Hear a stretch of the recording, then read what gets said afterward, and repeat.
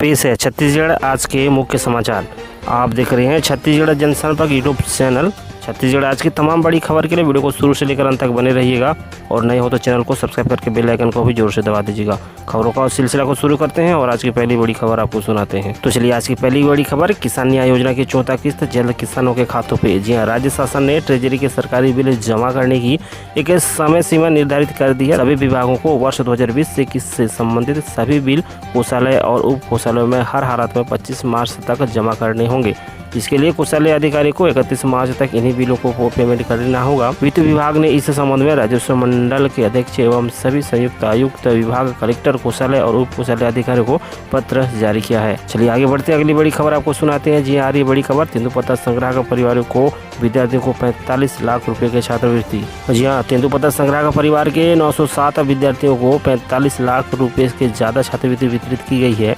One एवं जलवायु परिवर्तन मंत्री मोहम्मद अकबर ने शंकर नगर स्थित अपने निवास कार्यालय से ऑनलाइन भुगतान की है। इनमें व्यावसायिक तथा गैर व्यावसायिक स्नातक कोर्स के लिए छात्रवृत्ति एवं अनुदान प्रदाय योजना के तहत विद्यार्थियों के खातों में राशि अंतरित की गई है। यह राशि तेंदुपत्ता संग्राहक परिवारों के बच्चों को शिक्षा के प्रति जागरूक करने के लिए राज्य लघु वनोपज संघ द्वारा लागू योजना के तहत प्रदान किया गया है। तो वहीं दूसरी ओर छत्तीसगढ़ में लौटा कोरोना, फिर से कंटेनमेंट जोन। छत्तीसगढ़ में कोरोना संक्रमण की नई विस्फोट के बाद कम से कम रायपुर में कंटेनमेंट जोन का प्रतिबंध लौट आया है। Raipur collector doctor S Bharathidasan ने ऐसे इलाकों को कंटेनमेंट जोन बनाने को कहा है जहां कोरोना मरीजों की संख्या बढ़ रही है।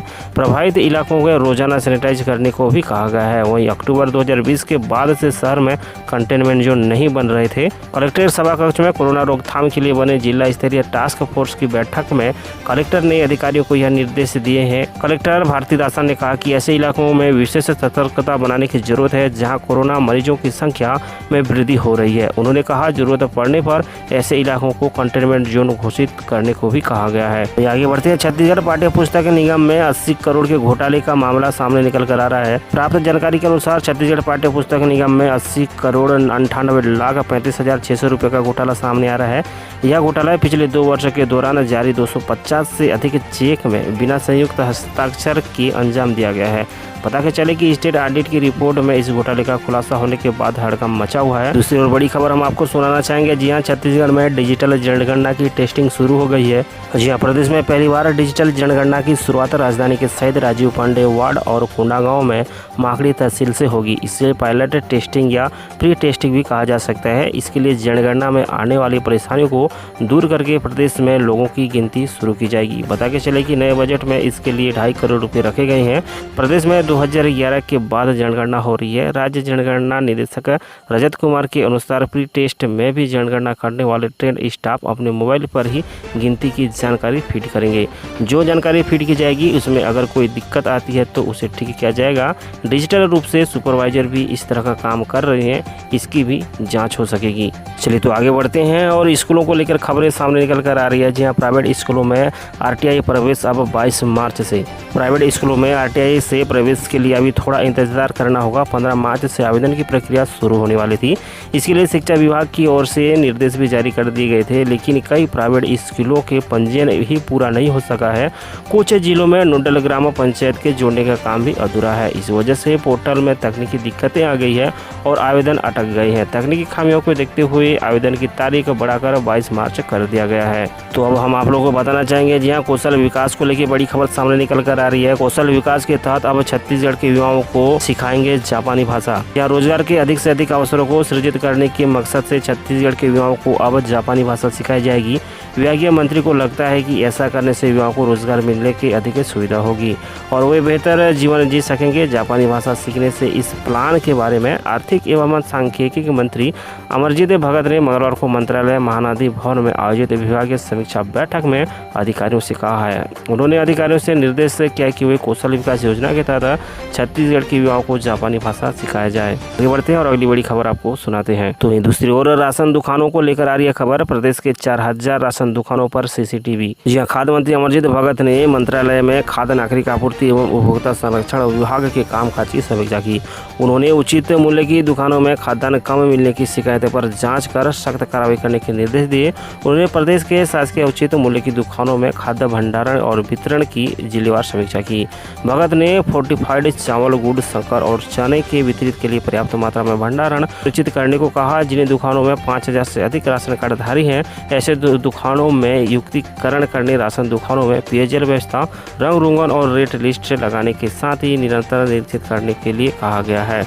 बताकर चले कि प्रदेश के 4000 शासकीय उचित मूल्यों की दुकानों में सीसीटीवी कैमरा लगाए जा चुके हैं।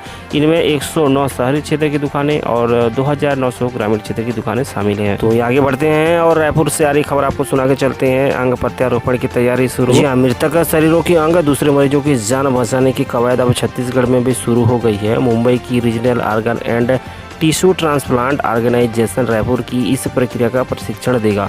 इसके लिए रायपुर में जवाहरलाल नेहरू मेडिकल कॉलेज में 22 से 26 मार्च तक कार्यशाला में होने जा रही है। इसमें छत्तीसगढ़ के मानव अंग प्रत्यारोपण के राज्य नोडल अधिकारी डॉक्टर श्रीकांत राजीव वाले ने बताया कि मृतक के अंगदान की प्रक्रिया शुरू करने के लिए लगातार प्रयास किए जा रहे हैं। चलिए आगे बढ़ते हैं। रायपुर में चल रहे रोड सेफ्टी मैच को लेकर खबरें आपको बताना चाहेंगे। जी हाँ, इस मैच के दौरान स्टेडियम में मास्क जरूरी हो गया है। जी हाँ, नया रायपुर में शहीद वीर नारायण सिंह क्रिकेट स्टेडियम में आयोजित रोड सेफ्टी क्रिकेट सीरीज को लेकर छत्तीसगढ़ की सरकार भी सख्त रुख अपना रही है। छत्तीसगढ़ मुख्यमंत्री कार्यालय में एक निर्देश जारी किया गया है।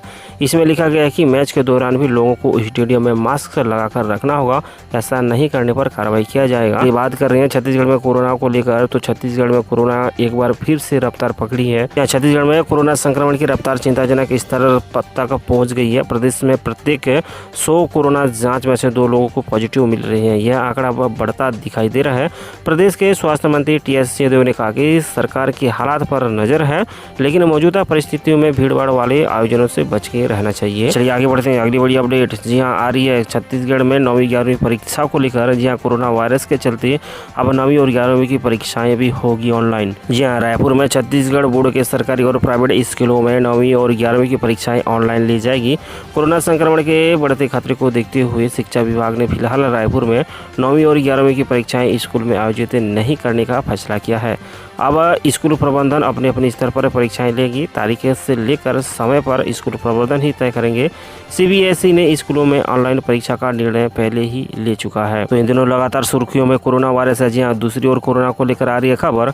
कोरोना ने रोकी विदेश यात्रा, करीब 100 करोड़ रुपए की बचत। जी हाँ, खबर अनुसार कोरोना की वजह से पिछले साल राज्य के राजस्व में कमी आई है, लेकिन मंत्री अफसरों की देश विदेश यात्रा और तबादले नहीं होने की वजह से 100 करोड़ से ज़्यादा की बचत भी हुई है। प्रदेश भर में मंत्रालय से लेकर जिलों में प्रथम श्रेणी से चतुर्थ श्रेणी तक के तबादलों में सरकार हर साल करीब 65 करोड़ खर्च करती है।